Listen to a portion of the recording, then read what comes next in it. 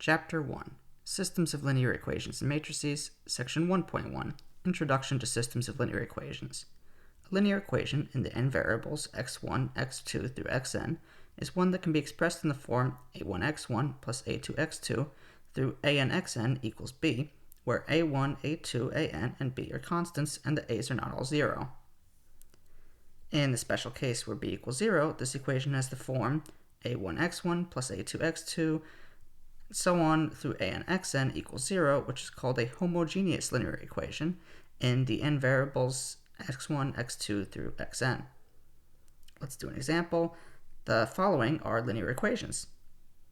This guy over here, x plus 3y equals 7, x1 minus 2x2 minus 3x3 plus x4 equals 0, half x minus y plus 3z equals minus 1, x1 plus x2 through xn equals 1. Notice that sometimes we're going to have x and y and z and whatever other letter we want. Sometimes we'll actually use the x1 that's similar to the definition, but it doesn't really matter what we call our variables as long as we're consistently of this form. Notice that these are not linear equations. X plus 3y squared equals 4 because we have that exponent of 2. Sine x plus y equals 0 because we have that sine function. 3x plus 2y minus xy equals 5 because we have that product right over here. And square root of x1 plus 2x2 plus x3 because of the square root.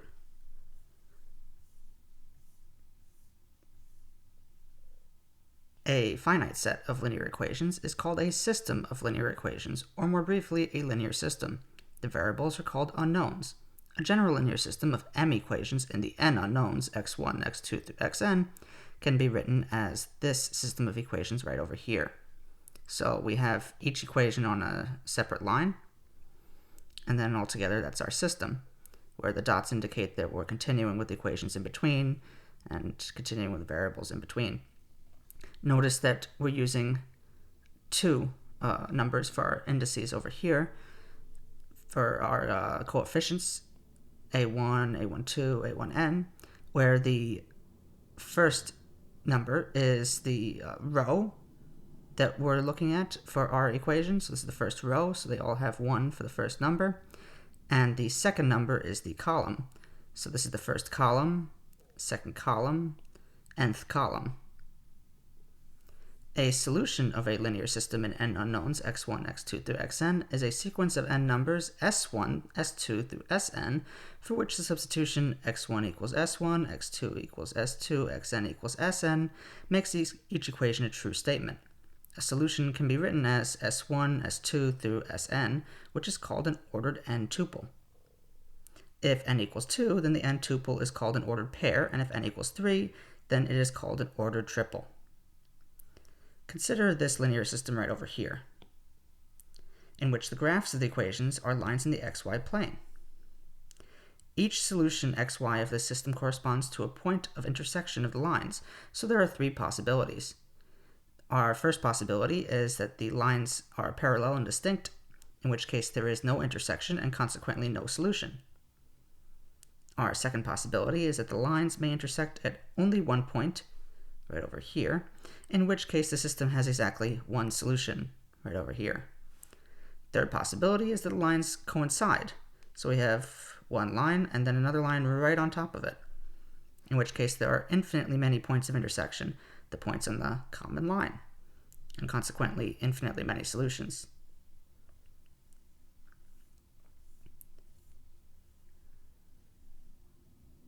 In general, we say that a linear system is consistent if it has at least one solution, and inconsistent if it has no solutions. Thus, a consistent linear system of two equations in two unknowns has either one solution or infinitely many solutions. There are no other possibilities. The same is true for a linear system of 3 equations in 3 unknowns, in which the graphs of the equations are planes. The solutions of the system, if any, correspond to points where all 3 planes intersect, so again we see that there are only 3 possibilities. No solutions, one solution, or infinitely many solutions. So either we have these planes that they're just kind of stacked on top of each other, or left to right, doesn't matter. Or we have these 2 parallel planes. Notice this one over here and this one underneath it over here don't touch. So even though they touch they both touch this one. They don't all touch together in the same place, so there is no solution. In this case, they all touch two other planes. This one touches over here, and over here, but they do not meet in the middle, so no solution. Over here we have two planes, let's say over here, which both lie right on top of each other. They coincide, so there's no solution because the other one does not. Over here we have one solution because they all intersect in the same place.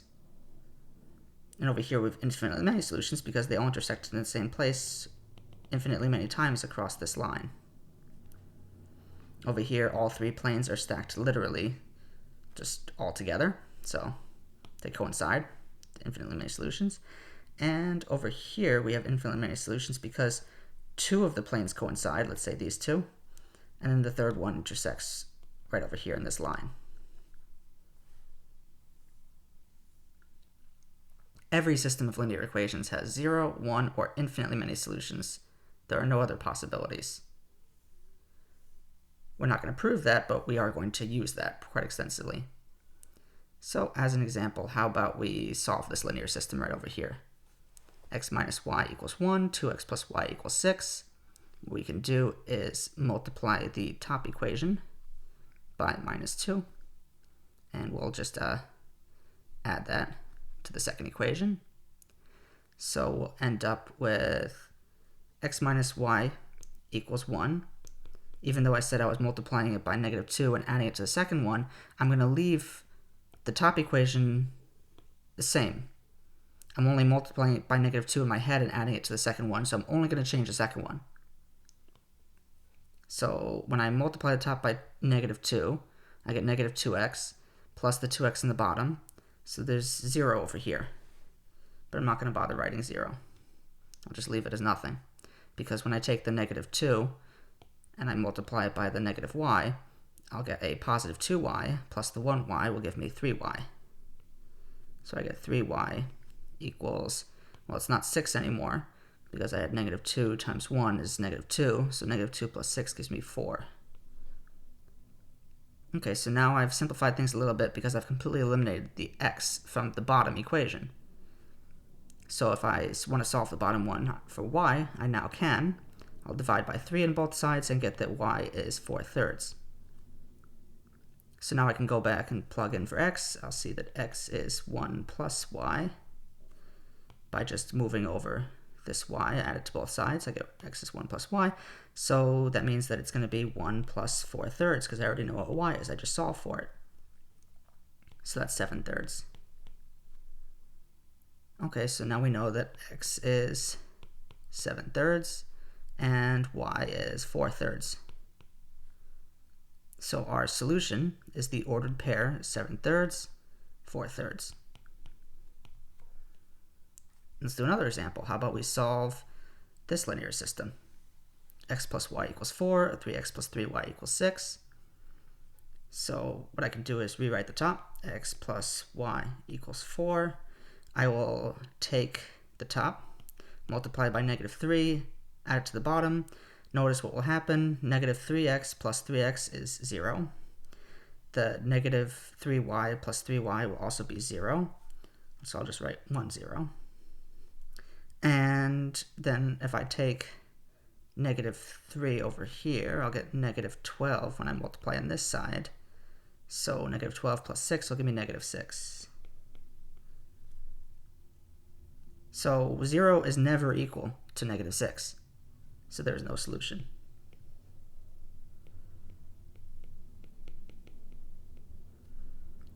Notice if we were to graph this, it would look something like this. Here's my y-axis. Here's my x-axis.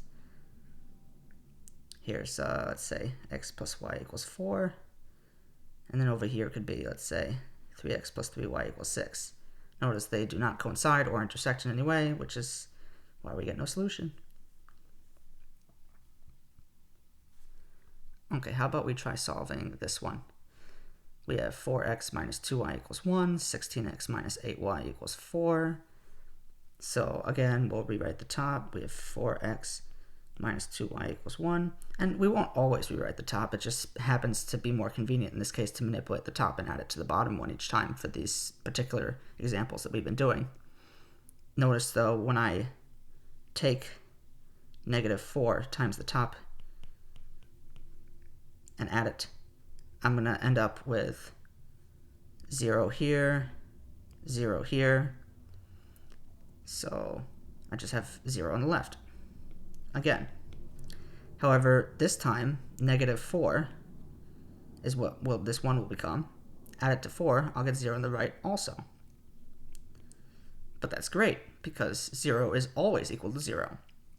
So in this case, I've got lots of solutions, infinitely many actually.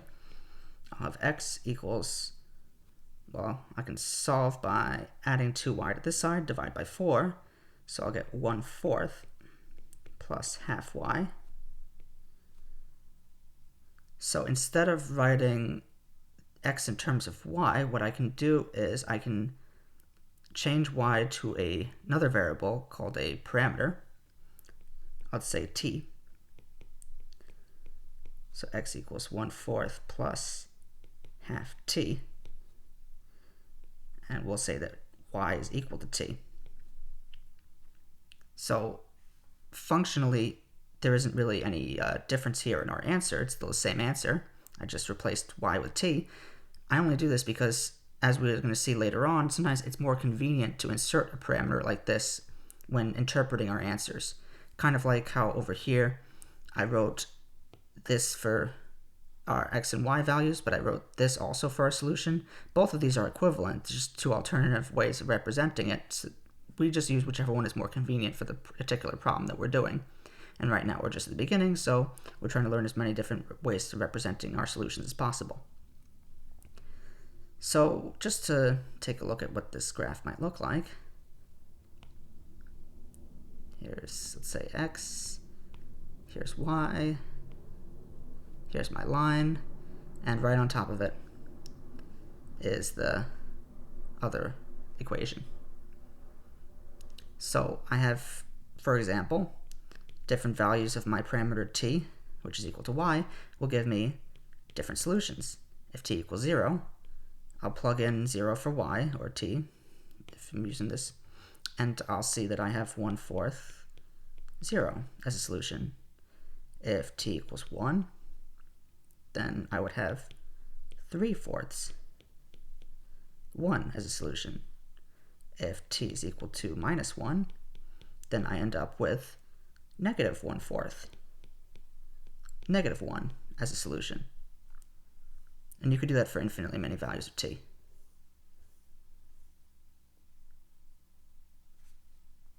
Okay, how about we solve this linear system now? So we have 3 equations. How about I take this one, multiply it by 2, add it there, because that way I'll get the 5 into the 10. I can get 5 to match up with 15 by multiplying this by 3. So if I do that and subtract them, or you could think of it as multiplying this by negative 2 if you like thinking of that better, then I can eliminate the bottom 2 variables for x. And actually, it looks like it's going to match up for y and z also. So for the top, I should get x minus y plus 2z equals 5. And when I multiply this by 2 and subtract it from this, then I should get 0 for the x, 0 for y, 0 for z. So just get 0. And then I end up with 10 minus 10 is 0. And it looks like the same thing for the bottom equation when I multiply by 3. So if I want to solve for x, I'll move everything else over, and I'll get that x equals 5 plus y minus 2z. So again, I'll parameterize, and I will replace y and z with 2 other variables. How about, let's say, r and s? So x equals 5 plus r minus 2s. And I'm going to set y equal r, z equals s. Those will be my parameters instead of y and z. So this way I can look at all sorts of different values of my parameters and see what different solutions I get. So, well, let's take a look at a graph of our solution set. Let's see, in the XYZ plane should be something like this. And it's just the plane x minus y plus 2z equals 5. So I should get something roughly like this. And the solutions are just everything in this plane over here. So for example, if I took, say, r equals 1 and s equals 0, then I would get the solution 6, 1, 0.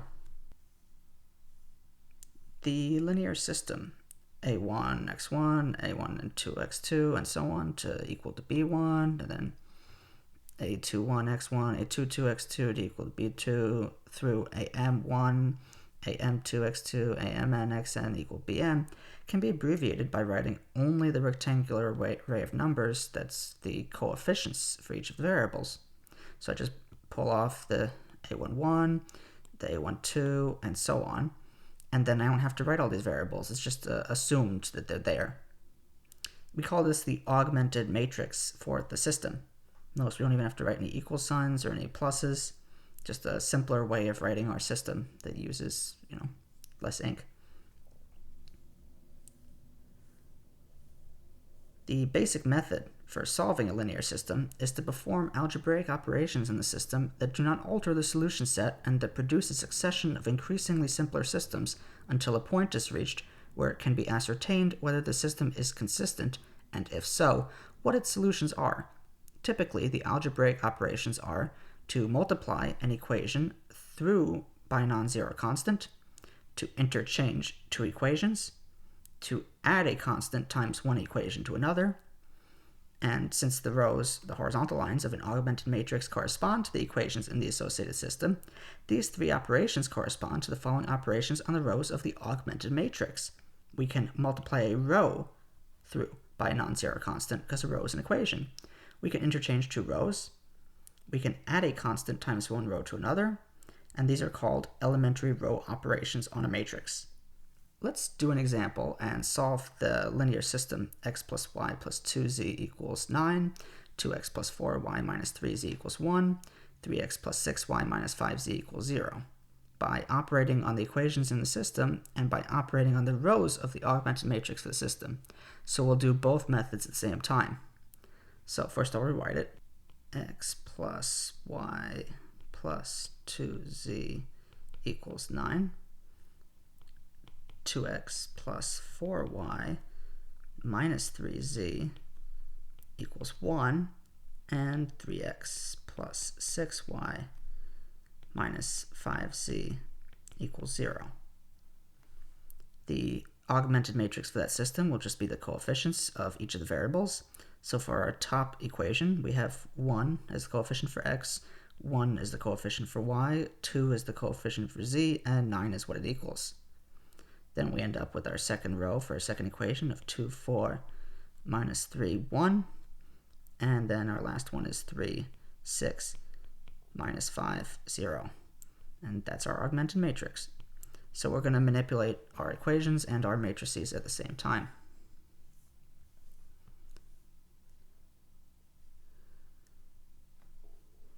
So how about we rewrite x plus y plus 2z equals 9.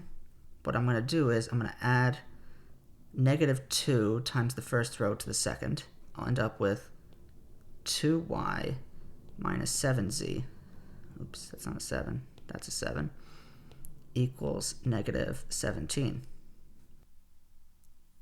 Notice all I did was take negative 2 times this equation and add it to this equation over here.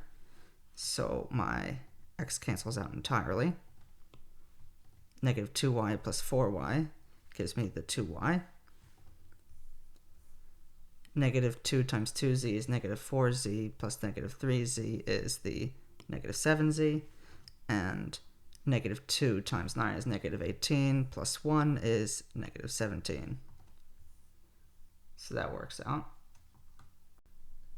3x plus 6y minus 5z equals 0. And my matrix, my augmented matrix, will be 1, 1, 2, 9, 0, 2, minus 7, minus 17, 3, 6, negative 5, 0. And for my next step, I'll rewrite the top equation again. X plus y plus 2z equals 9. I'll leave the second equation the same too. 7z equals negative 17. But then I'm going to try to eliminate x now from my third equation. There's a 3x in the bottom, so I'll multiply the top by negative 3, and I'll get 3y minus 11z equals negative 27. So I just took negative 3 times this and added it to this. Or you can think of it as this minus 3 times this. So I end up with 1, 1, 2, 9, 0, 2, minus 7, minus 17, and 0, 3, minus 11, minus 27. Notice that for each of these operations, I didn't actually have to operate on this system. I didn't have to actually take those equations and do it. I could have just worked with the numbers in my matrix. If I just take this entire top row times negative 3 and add it to this row, then I end up with 0 over here, I end up with 3 over here, negative 11 over here, negative 27 here. It's exactly the same as this side. So I don't actually have to write all of this in general. For our next step, we'll rewrite the top again. X plus y plus 2z equals 9. And I'm going to try to get y by itself, so I will divide by 2, or multiply by half, however you like to think of it. So y minus 7 over 2z equals negative 17 over 2. And I'll leave my bottom equation the same. 3y minus 11z equals negative 27. So my matrix is 1, 1, 2, 9, 0, 1, negative 7 over 2, negative 17 over 2, and 0, 3, negative 11, negative 27. Let's keep going. I'm going to now take my last equation, and I'll take negative 3 times this. That way I can eliminate the y in the bottom row. So I'll get x plus y plus 2z equals 9. Y minus 7 over 2, z equals negative 17 over 2, and z equals 3. And then that'll give me 1, 1, 2, 9, 0, 1, negative 7 over 2, negative 17 over 2, and 0, 0, 1, 3. So we figured out what z is. That's great. How about we now try to get rid of y in the first equation? That way we can only have y in one of them. So we'll add negative 1 times the second equation to the first equation. So I'll end up with x plus 11 over 2z equals 35 over 2. I'll get y minus 7 over 2z equals negative 17 over 2, and z is still 3. So now my matrix is 1, 0, 11 over 2, 35 over 2, 0, 1, minus 7 over 2, minus 17 over 2, 0, 0, 1, 3.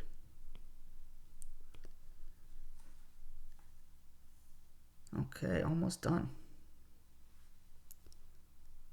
How about we now try to eliminate the rest of our z's, because we only have one equation with x, we only have one with y, but we have 3 that have z in it. So I could probably do that to both of these at once.